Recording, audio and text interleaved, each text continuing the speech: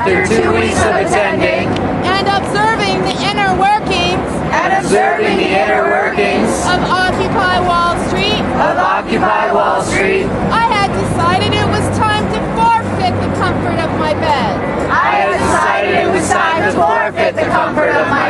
And sleep in Liberty Plaza.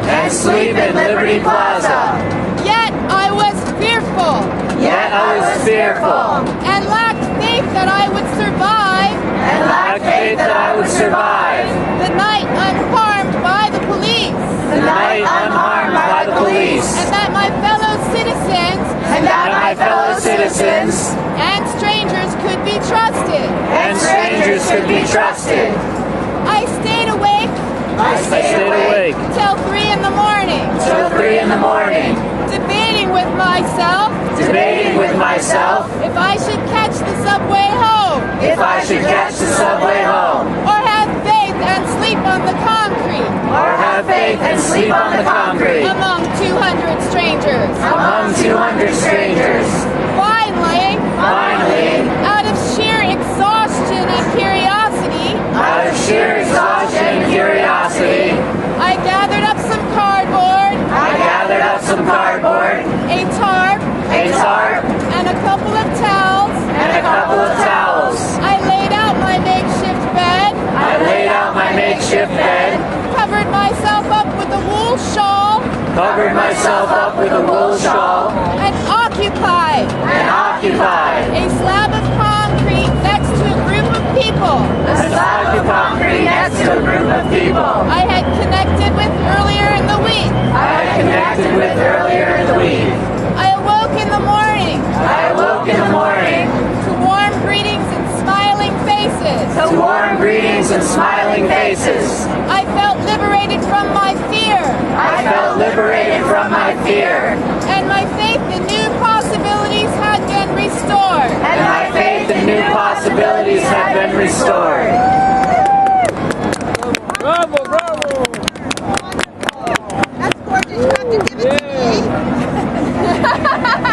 Right now. Thank you very much. You wanted to go next. Thank you. Yeah. Can you stand? Sure. And just a reminder, please speak in short sentences. So we can better amplify your beautiful stories. If you see me do this, it means use shorter sentences. And just to say before you start, for all the new people, this is a story group that we started a month ago. It's called Ambiguous Upsparkles. From the heart of the park. If you tell your story, and you want me to publish it, my name is Ensler. I have a column now every week in the Huffington Post. Where I print these stories. Your turn. Thank you. Thank you. I'm Asher. I got here yesterday. From Chicago. I'm here. Because of all of you. And I want to thank you. Very deeply. For all being beings. And being the wonderful beings that you are. I'm so proud. To be alive right now. I didn't think it would happen. But it is. I didn't want to come. Until I knew what I could bring and provide. And I think I know. So I brought 1,500 harmonicas with me.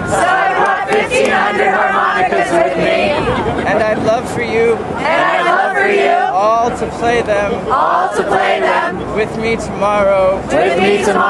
Where we will be breathing. Slowly in.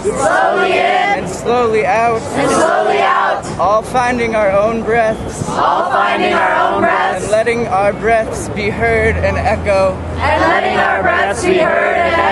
and reverberate off the steel, so the whole world can hear our presence here. Thank you all so much. Very good. What time tomorrow? 2 o'clock. 2 o'clock. Thank you so much. Thank you all. I think that's a really great example. I think that's a really great example of a very original, outrageous, and beautiful story. Yay for harmonicas. I want to say one thing. You know, we started this group because the corporate media keeps misrepresenting the messages of the people here. It keeps saying that there are no messages. That the people don't know what they want. That's because they haven't learned to speak. The language of love. Thank you for harmonicas. Who wanted to go next? Hi, my name's Scotty. I just got here today. I'm an Iraq War veteran. United States Marine Corps. And it makes me really proud. Everyone comes out here and voices their opinion. Because people in the military don't have that right. They give that up. So it makes me proud. Everyone's actually exercising their rights. We live to defend. Thank you. God bless you. United States of America. The Marine that got his skull cracked open in Oakland. Really pissed me off. That's my brother. And I heard there was a group of veterans coming down here. But I think that happened yesterday. Better late than never, right?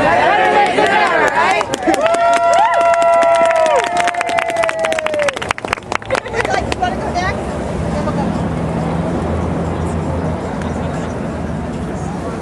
Okay. Can you stand? That's right. Hi. My name is Kat. I feel a little embarrassed. To read off my computer. But it's what I have. We're with you. I came to occupy for the majority of the same reasons. We all are here. Crippling student debt. Consistent salary decrease. And inability to afford health care. But what keeps me coming back is my brother. He has served in the Navy. Since 1996. And whenever he is sent off on a mission, he always calls me to tell me that he loves me. And that he is doing this for me. It breaks my heart when he tells me that what he does is for me. It breaks my heart because I don't believe that the people who are giving him his orders are doing it for me.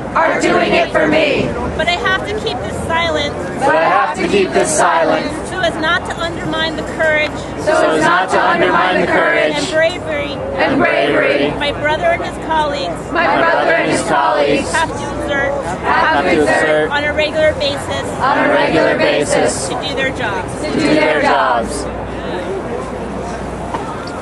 Sorry, Howard.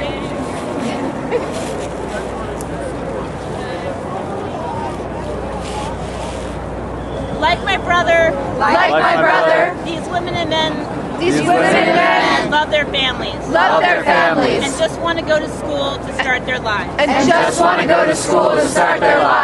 Most of them, like my brother, had no other choice but to serve. So they can have this one opportunity. Only to discover. It might only cover a year. Before they have to pay for it on their own. Along the way, they are taught to believe that any questioning is dangerous. I believe this is what has turned so many of us against each other. I've seen this wall raised in front of my own eyes. I have expressed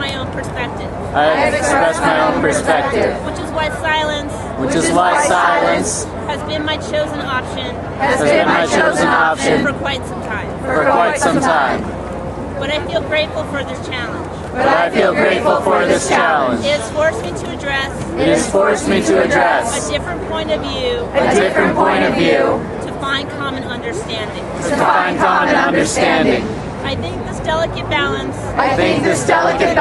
is what it means to love. Real love means being able to confront difference. It's the only way we know what to work with.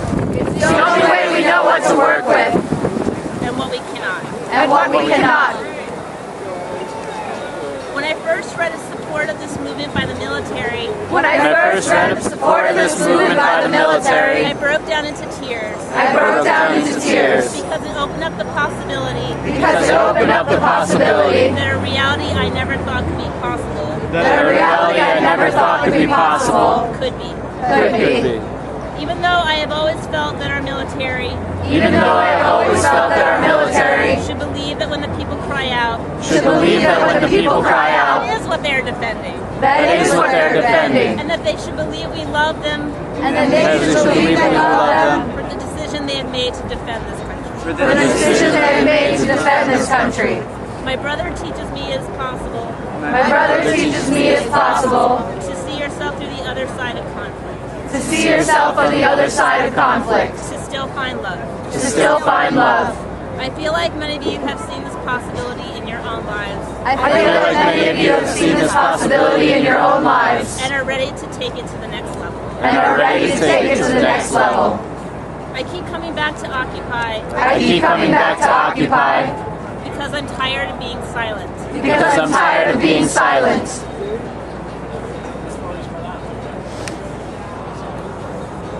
Before I felt alone. Believing in the possibility of understanding.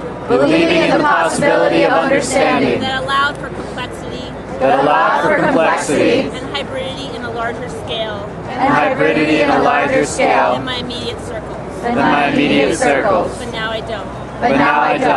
Now I want to do is be part of the work. We all need to do. So we can raise families and have futures. Created by the merits of our labors. However we imagine is right for us as individuals. So when my brother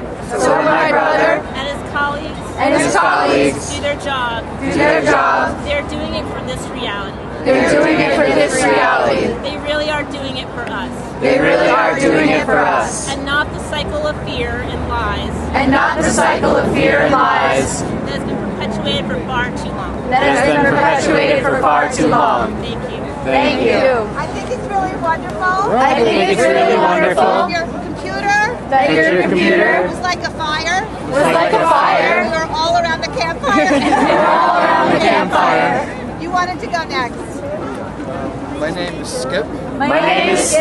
And this is a short story. About